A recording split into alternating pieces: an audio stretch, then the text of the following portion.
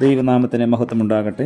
Streams of ലൈഫിൻ്റെ പ്രഭാത ചിന്തയിലെ ഇന്നത്തെ ധ്യാനത്തിനായി ലഭിച്ചിരിക്കുന്ന വേദഭാഗം 42 സങ്കീർത്തനം 2 വാക്യം. എൻ്റെ ആത്മാവ് ദൈവത്തിനായി, ജീവനുള്ള ദൈവത്തിനായി തന്നെ ദാഹിക്കുന്നു. ഞാനിപ്പോൾ ദൈവസന്നിധിയിൽ ചെല്ലുവാൻ ഇടയാകും. തീരാ വ്യാധി പിടിപെട്ട് വളരെ നാളുകൾ ശയ്യാവലംബിയായി കഴിഞ്ഞ ഒരു പെൺകുട്ടി ഒരിടത്തുണ്ടായിരുന്നു.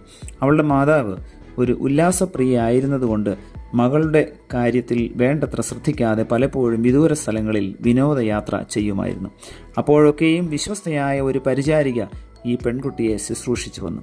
ഒരിക്കൽ അവളുടെ മാതാവ് ഇറ്റലിയിൽ പര്യടനം ചെയ്തുകൊണ്ടിരുന്നപ്പോൾ മകളുടെ ജന്മദിനമോർത്തു. മകളുടെ പിറന്നാൾ സമ്മാനമായി ഭംഗിയേറിയ ഒരു ഇറ്റാലിയൻ പൂപ്പാത്രം തപാൽ മാർഗമായി അവൾക്ക് അയച്ചു കൊടുത്തു.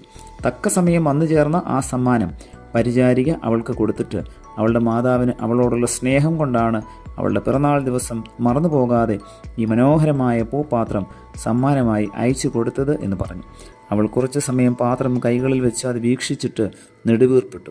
അലക്ഷ്യഭാവത്തിൽ പാത്രം പരിചാരികയുടെ കയ്യിൽ കൊടുത്ത് അവൾ ഇപ്രകാരം പറഞ്ഞു: കൊണ്ടുപോവുക, എനിക്കിതൊന്നും കാണേണ്ട.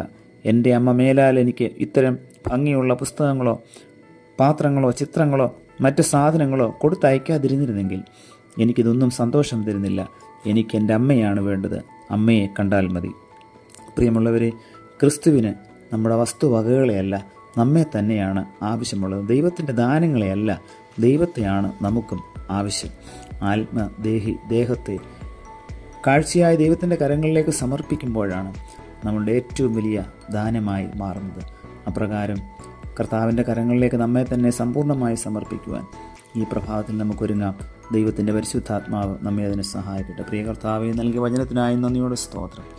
കർത്താവ്, ഞങ്ങളെ തന്നെ പൂർണ്ണമായി അങ്ങയുടെ കരങ്ങളിലേക്ക് സമർപ്പിക്കുന്ന അനുഭവത്തിലേക്ക് കർത്താവ് ഇന്ന് പകൽക്കാലം ഞങ്ങളായിത്തീരുവാൻ അവിടുന്ന് സഹായിക്കണമേ. ഞങ്ങളുടെ സ്വയത്തെയും കർത്താവെ, ഞങ്ങളുടെ അഹംഭാവത്തെയും എല്ലാം വെടിഞ്ഞുകൊണ്ട് താഴ്മയുള്ള ഹൃദയത്തോടുകൂടി അങ്ങയുടെ സന്നിധിയിൽ എല്ലായ്പ്പോഴും കർത്താവെ നിലകൊള്ളുവാൻ തക്കവണ്ണം ഞങ്ങളെ അവിടുന്ന് ബലപ്പെടുത്തണമേ. പുത്രൻ്റെ നാമത്തിൽ പ്രാർത്ഥന കേൾക്കണം പിതാവേ. ആമേൻ.